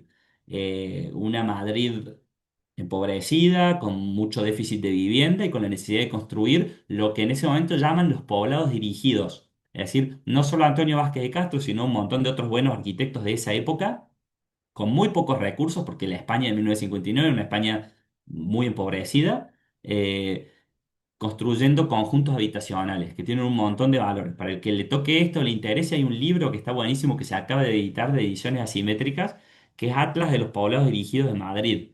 Eh, Hace poco estuvo dando una charla una de las autoras, que ahora no puedo recordar su nombre, en el taller de Ignacio Montalto en la UBA, pero por Zoom. Esa charla está por ahí grabada. Eh, pero bueno, volviendo al ejemplo este es un barrio que se llama Caño Roto, poblado dirigido de Caño Roto, es un conjunto habitacional que también tiene algo de estos valores, es decir, no existe acá la repetición de una sola tipología al infinito sobre una tabula rasa. De nuevo hay una mixtura de tipologías. Ahí fíjense, vemos acá unas pequeñas torres, vemos un conjunto como tapices de casas, patio, una especie de casas patio que arman un tejido urbano, es decir, hay la voluntad de empezar a generar de nuevo la ciudad del tejido, es decir, la ciudad del tejido continuo, pero también cómo se relaciona esos parches de tejido continuo que van armando estos como tapices de casas patio con piezas aisladas que tienen que ver con las viviendas colectivas en torre y cómo interactúan con estas viviendas colectivas en barra. Esta planimetría de que seguramente la tengan que redibujar, pero siguiendo más o menos estos códigos gráficos me parece que es súper clara. Nos muestra, vean acá, entonces fíjense cómo se van agrupando. Hay como distintos parches de tapices de estas casas patio, que son como casas en L con un patio en un vértice que se van espejando y van agrupando y a su vez van armando como estos clústeres, digamos, de casas patio, casi una manzana baja y bastante densa. Pero de repente aparecen vacíos más pequeños que arman placitas más chicas, de repente desaparece una o dos de estas tiras de casas patio y se arma un vacío un poco más intermedio, que ya tiene una torre, una pequeña torre de vivienda colectiva que interactúa con ese vacío. Este vacío, fíjense cómo se cierra con estas otras tipologías que son viviendas en hilera. Entonces, fíjense cómo acá hay como toda una articulación, ¿no? Hay como también, de nuevo, o sea, no es justo tildar a todos estos conjuntos, por más que sean conjuntos absolutamente modernos, de sí, tabula rasa y repetición de monoblocks soviéticos. Acá hay como toda una sofisticación mucho, muy superior a eso. Eso sería como muy, una simplificación, digamos, hablar así de este tipo de conjuntos. Acá está muy bien estudiado y habrá que poner la lupa para tratar de identificar qué recursos utiliza, porque seguramente no es lo mismo el espacio que propone Urbano, que propone esa placita ahí como un vacío en el medio de todo este tejido de casas patio, que por ejemplo el espacio urbano que se propone en este otro espacio que va concatenando algunas torres con una barra o con la existencia, o este otro que tiene una barra acá con un espacio más. Entonces habrá que identificar cuáles son esas relaciones, qué tipo de espacios urbanos está proponiendo esta agrupación de distintas tipologías de vivienda, en el caso este, en el poblado dirigido de Caño Roto. Fíjense con qué simplicidad material, o sea, nos habla de la España de esa época, ¿no? O sea, sin muchos recursos, tipologías súper sencillas, es decir, fíjense, acá se ven las casas patio, prácticamente parece como un poblado en clave moderna, digamos, un poblado, parece un poblado preexistente, digamos, cómo se va adaptando a a la topografía. En este caso, a diferencia de los de los Países Bajos que vimos, sí hay un tema topográfico. Entonces, estos tapices de casas patio que se desarrollan en planta baja y planta alta, fíjense cómo empiezan a armar este paisaje urbano. Cuando aparece la vivienda colectiva en Torres, aparece la escala bastante bien controlada.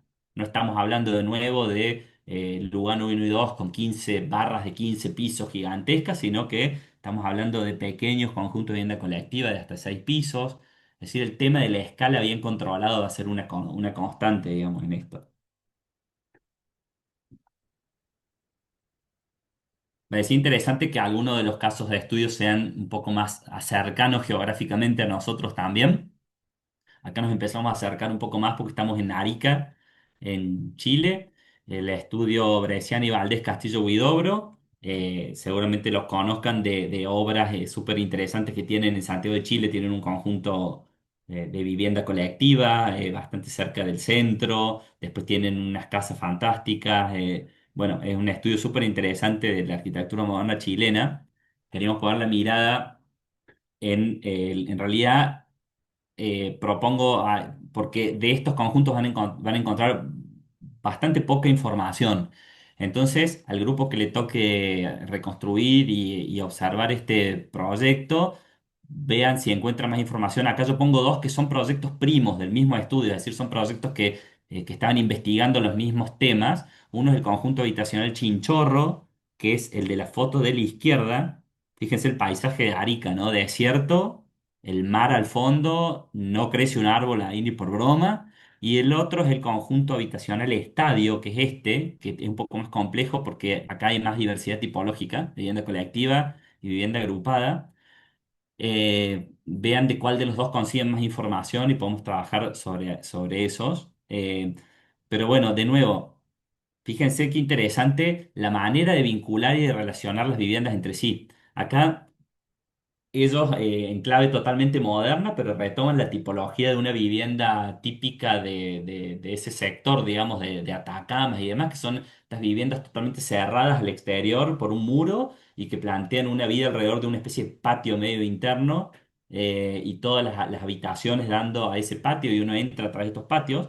Ellos empiezan a trabajar, fíjense, siempre poniendo la mirada en cómo se relacionan las distintas partes entre sí, pero empiezan a trabajar con estos desplazamientos de una casa sobre otra y empiezan a generar estos espacios urbanos que también están lejos de ser la tabula rasa con edificios sueltos, digamos.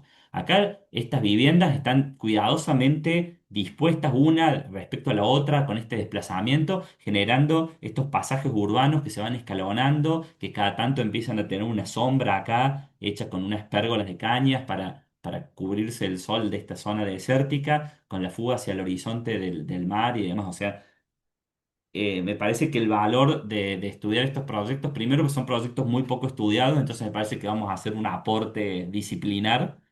Todo lo que podamos redibujar sobre esto va a ser un aporte, digamos, para después seguir estudiándolos. Y me parece que hay como bastantes temas, digamos, que podemos sacar de acá. Eh, Esto es un ejemplo en Brasil, en Curitiba. El arquitecto también es muy desconocido. De hecho, yo lo conocí hace 2 meses, creo, un mes que estuve en Curitiba dando un seminario. Y uno de los profesores con los que estuvo me regaló un libro que era una investigación de su tesis de doctorado sobre este arquitecto, Jaime Wasserman, un arquitecto también de segunda mitad del siglo XX, curitibano, pero que tiene una gran producción de conjuntos habitacionales. Cuando me puse a ver el libro y cuando me puse a ver en Google Earth, tratar de ubicar dónde quedaba cada conjunto habitacional, y hablando con el autor de esa tesis, que se llama Alexandre Ruiz, eh, ese libro creo que no va a estar disponible acá, pero a quien le toque este conjunto le puedo pasar el contacto del autor de esta tesis para que les pueda compartir alguna información.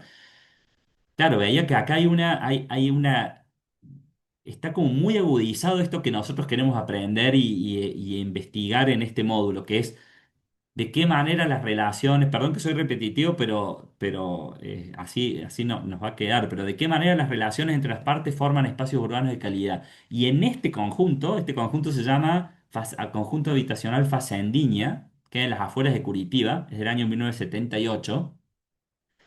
Me parece que hay una gran inteligencia en el armado de este conjunto de viviendas acá, porque fíjense la complejidad urbana que se logra, es decir, fíjense la diversidad de situaciones urbanas que hay, de diversas escalas, de diversas proximidades, relaciones, todas con una sola pieza,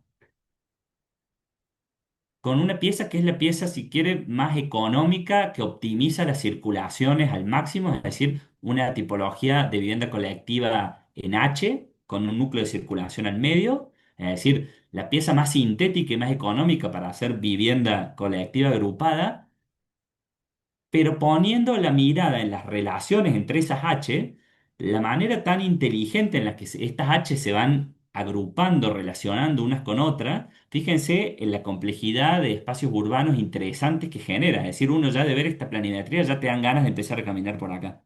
Y me empiezo a imaginar cómo será este espacio, ¿no? Que acá, fíjense, acá se arma como una pequeña placita vecinal. Acá se arma un espacio más grande, acá se arman algunos espacios de tipo corredores y todo a partir de ir vinculando una pieza que es una H junto con otra, que cada vez que se vincula se desplaza.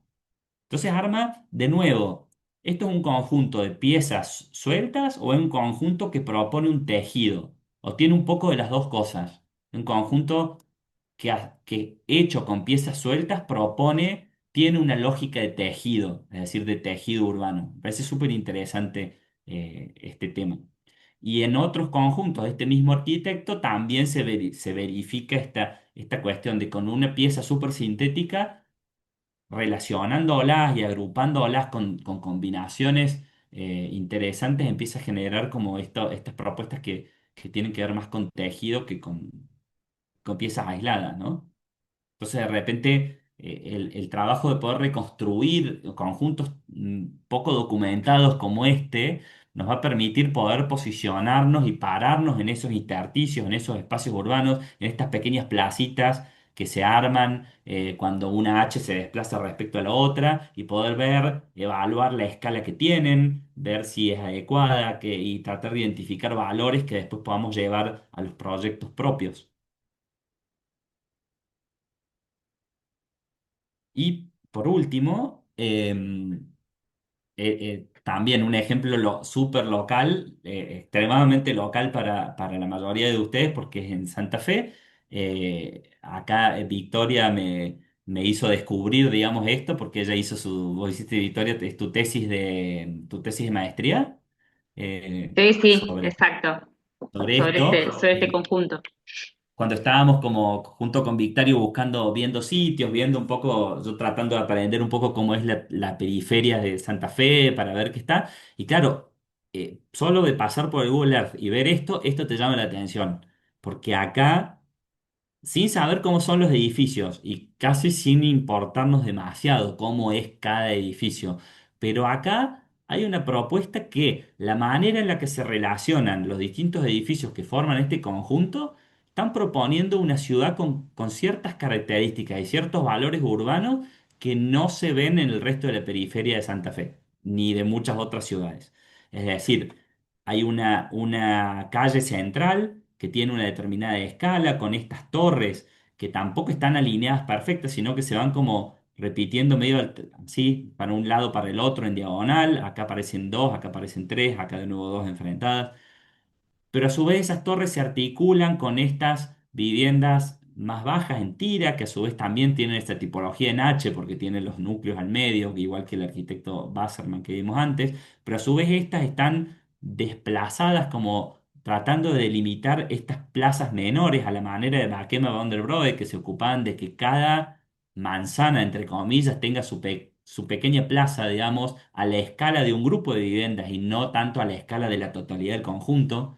Em, claro, llama la atención, es decir, acá se nota algo que esas relaciones entre las partes que componen el conjunto están cuidadas, están como, hay una atención a la escala. Ahora, la resolución de esto, seguramente ustedes lo conocen en vivo, yo no he estado, sí he pasado por Google, Google Street View. Claro, los edificios en sí mismos no nos llaman la atención.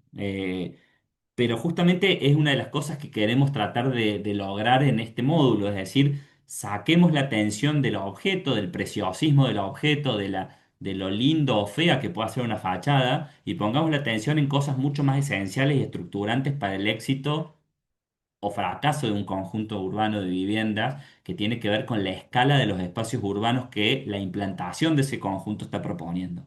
Entonces, más allá de que quizá uno puede encontrar a estos edificios mm, feos, entre comillas, tenemos que ser capaces de identificar valores que tienen que ver con la implantación, con la escala y con los espacios urbanos que esta agrupación está proponiendo, ¿no?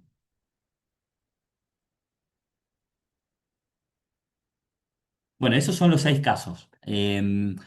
Lo que les vamos a proponer, primero que hagan un trabajo de redibujo, es decir, no nos interesa para poder comparar y para poder analizar comparativamente y extraer valores, tener un dibujo medio estandarizado, es decir, poder comparar. En este libro que les decía, Atlas de los Poblados Dirigidos en Madrid, un grupo que hizo esta investigación sobre los poblados dirigidos se tomó el trabajo de hacer un redibujo de todos con los mismos códigos gráficos, de manera de poder después hacer análisis comparados.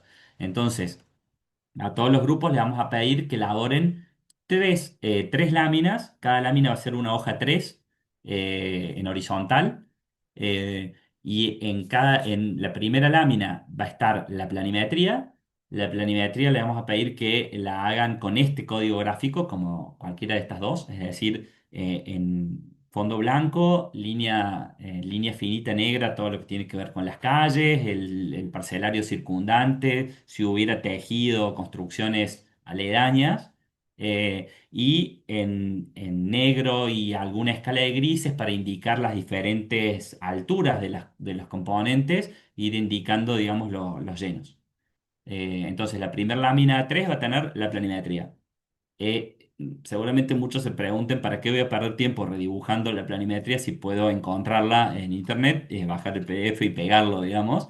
Seguramente ese proceso sea más rápido, pero no nos va a permitir hacer lo que realmente queremos hacer con esta parte uno, que es sacar conclusiones propias. Y para sacar conclusiones propias, la verdad que hay que pasar un tiempo mirando e involucrados con el proyecto. Y la manera de involucrarse de manera más directa con un proyecto del cual queremos aprender algo, me parece que es la reconstrucción de ese proyecto, es decir, invertirle un tiempo en redibujarlo.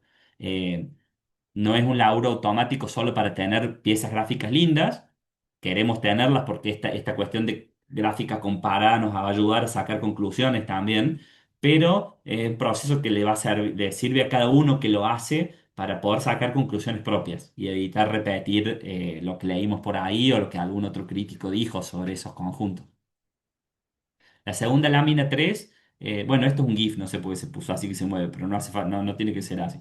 La segunda lámina 3 es una axonométrica, entonces les pedimos que la base de la planimetría que van a hacer en CAD con este mismo código gráfico que ven ahí, es decir, líneas muy finitas que representen las calles, el tejido urbano circundante, levantemos en axonométrica, en SketchUp, pero con dibujo de líneas, así, sin colores, sin nada, o sea, con una gráfica así, para entender las diferentes escalas y relación de alturas entre las distintas partes del conjunto. Eh, no hace falta que lo supermodelen a cada unidad que compone el conjunto, pero estaría bueno que tenga, como en este gráfico, algunas referencias que nos hagan entender la escala y la situación.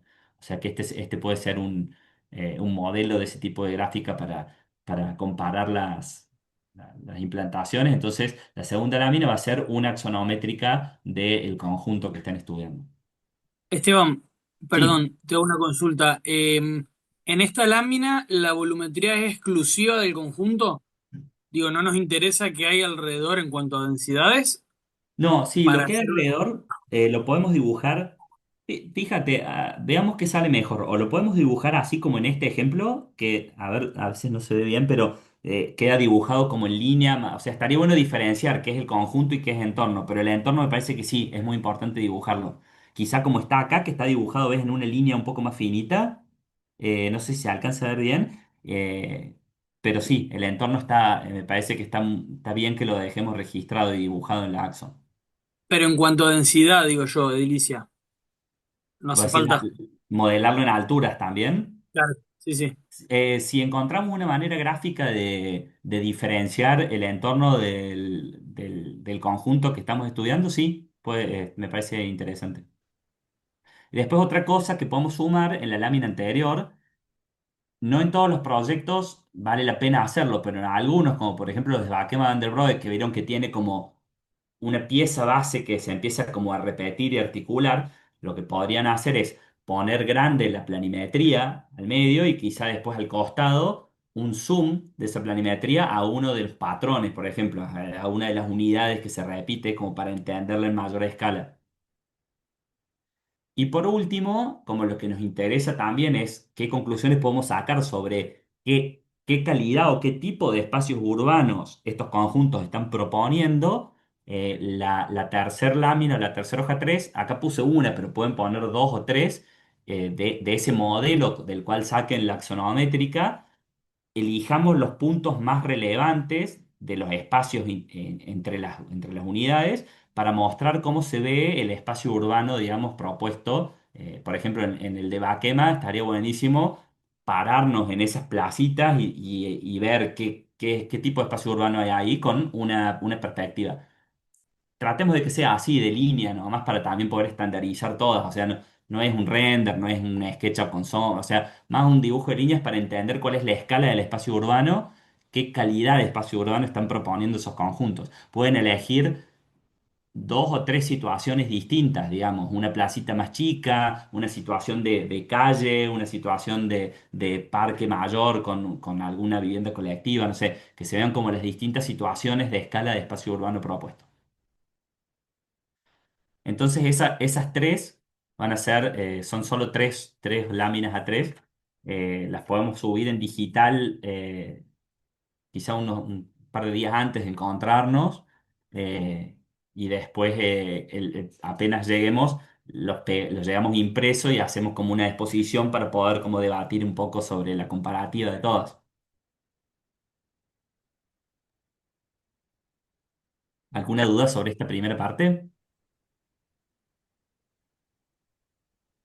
Bueno, perfecto. Clarísimo. No se desesperen si de algún conjunto no consiguen mucha información. Nosotros les pusimos ahí en alguna carpeta con material base alguna información básica. Seguramente en biblioteca pueden rastrear la información y de los que son ya bastante, mucho menos conocidos acá, como el caso del de conjunto de Curitiba y demás. Después les paso el contacto del autor de esta tesis y, o sea, la información va a aparecer. No hace falta tampoco tener una información hiper exhaustiva, lo mínimo que nos permita hacer este trabajo de reconstrucción y redibujo, digamos, para estas Vos sabés piezas. que, perdón, ahora sí me presento, ¿cómo te vas, Esteban? Sí, A mí o y un compañero más nos interesó bastante el de Chile y vimos que realmente Arica es una ciudad de conjuntos habitacionales, por ahí nos costó un poco encontrarlos. A los ejemplos, y justamente el de la segunda imagen, que es el del estadio, la manzana entera. Bueno, primero que el lugar no tiene Street View, no, Street View no tiene mirada 3D, entonces por ahí es difícil ver la imagen proyectada. Y segundo, que capaz que esto es un paradigma de ahora, la mayoría, o por lo menos estos conjuntos, todas las calles internas están completamente cerradas. En el Obviamente caso no de hay los que criticarlo justo, todo, pero estoy abriendo el paraguas un poco a que por ahí hay cosas que si la veo en la imagen de las viviendas internas que tenía el estadio, estadio de Chile, noto que por ahí vos lo ves y está completamente transformado. Parecen las casas de Aravena que estaban preparadas para cambiar en el tiempo. exacto, no, justamente a esos dos casos casi que no los vas a reconocer en Google Earth. Yo haría el trabajo de reconstrucción sobre el proyecto original para que pueda ser más fidedigno las intenciones de los arquitectos originales. Después evaluaremos, digamos, qué pasó en el tiempo, digamos.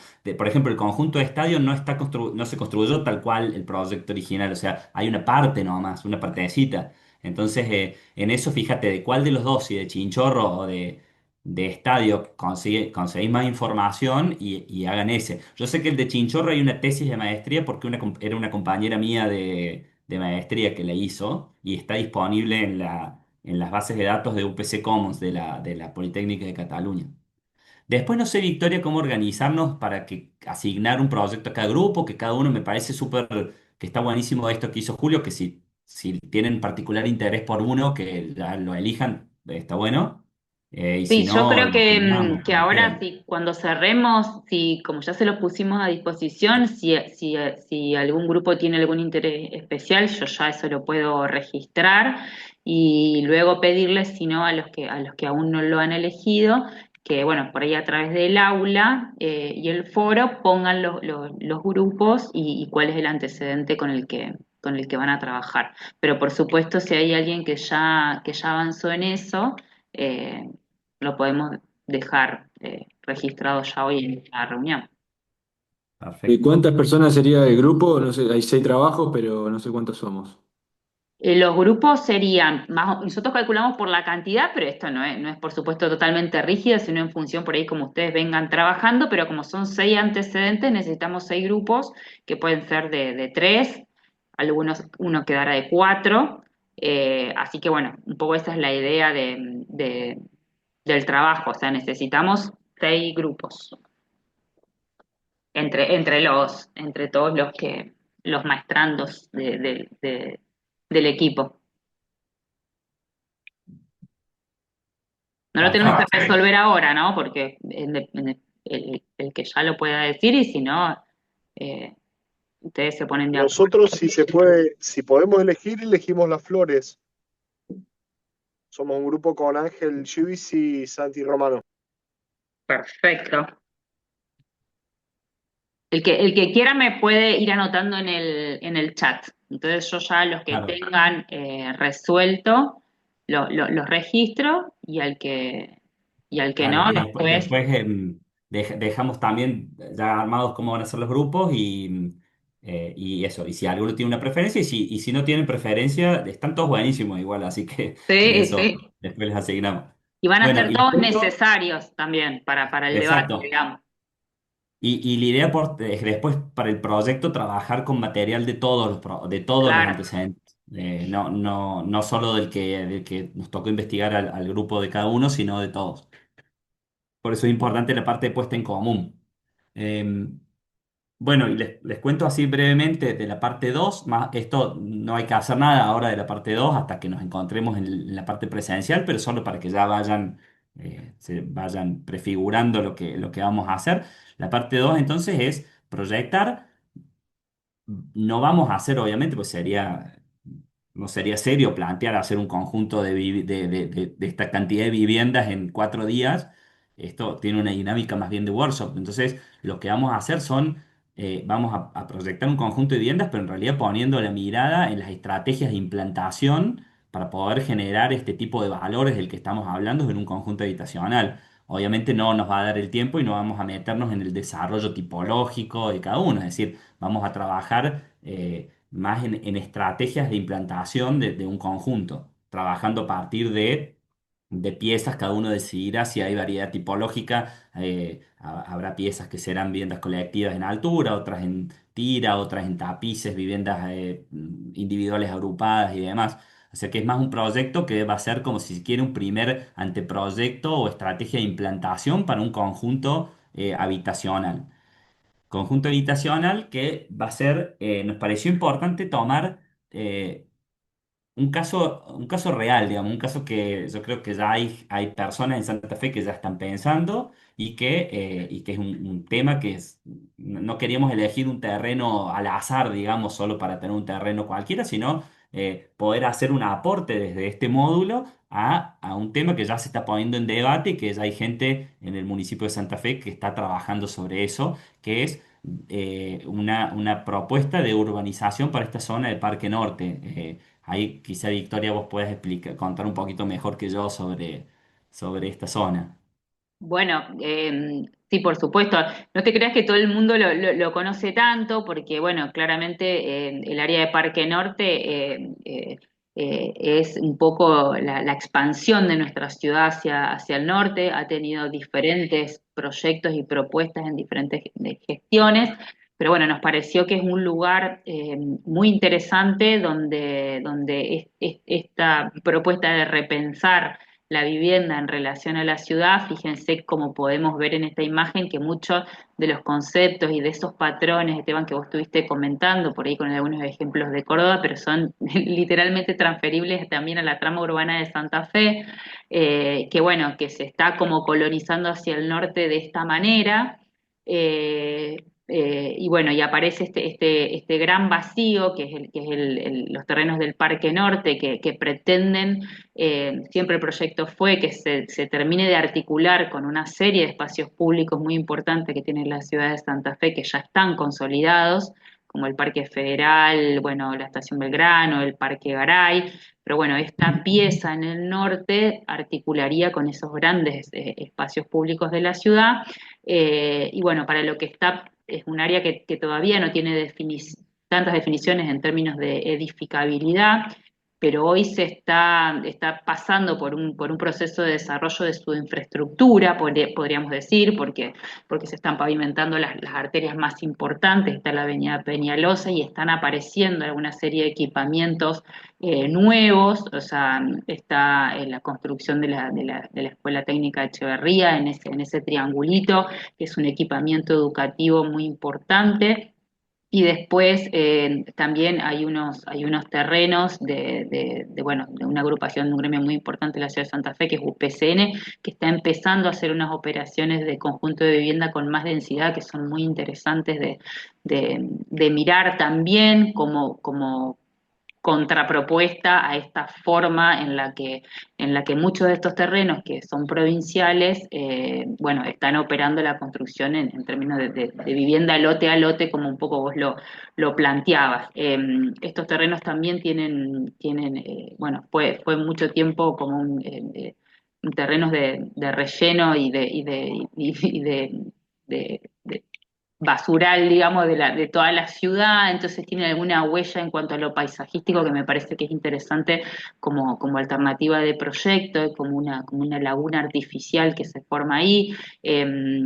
Bueno, el jardín botánico, la proximidad con la Granja de la Esmeralda, hay algunos equipamientos y unos espacios muy significativos de la ciudad de Santa Fe, pero claramente es un área periférica que se está consolidando y que bueno, seguramente serán de los grandes proyectos urbanos que van a seguir, digamos, dentro del desarrollo de la ciudad.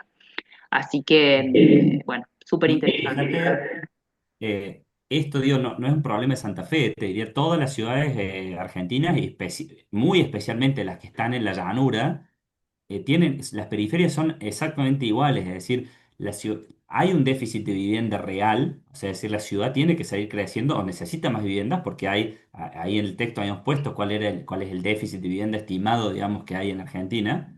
Es decir, pero a ver, si ese déficit lo empezamos a cubrir replicando este modelo de urbanización, que es una casa, un lote, como los ejemplos que mostraba en Córdoba de las cooperativas Horizontes o de la vivienda social, cómo se hace.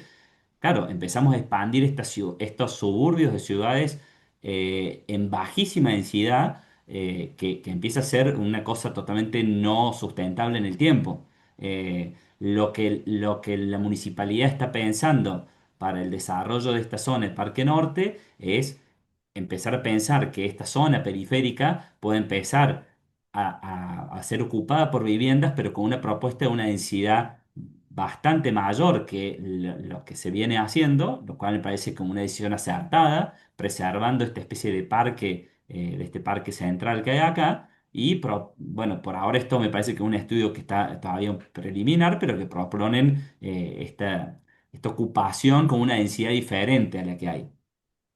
Esta información después la van a tener, pero acá nosotros no vamos a inventar, digamos, nada, vamos a tomar un lote que ya va a estar propuesto por la fragmentación y por las vías que se proponen, es decir, vamos a trabajar sobre esta propuesta que ya viene dada, digamos, pero queremos hacer un aporte, porque bajo esta mirada que venimos conversando, este tema de las relaciones entre las partes, de cómo los conjuntos de vivienda pueden construir espacios urbanos de calidad, bueno, creemos entiendo que esta imagen es como una cosa súper preliminar que solo plantea como un tema de densidad y de cómo edificaciones, pero entendemos que quizá podemos hacer una reflexión y alguna propuesta que incorpore estos valores a un terreno específico de estos, para proponer algo diferente, digamos, que no sea ni el modelo que venimos haciendo, que es una casa, un lote que expande la baja densidad hasta el infinito, pero que dentro de estos modelos de densidad un poco más alta proponga algo superador a la tabula rasa con edificios que se repiten todos sueltos sobre un plano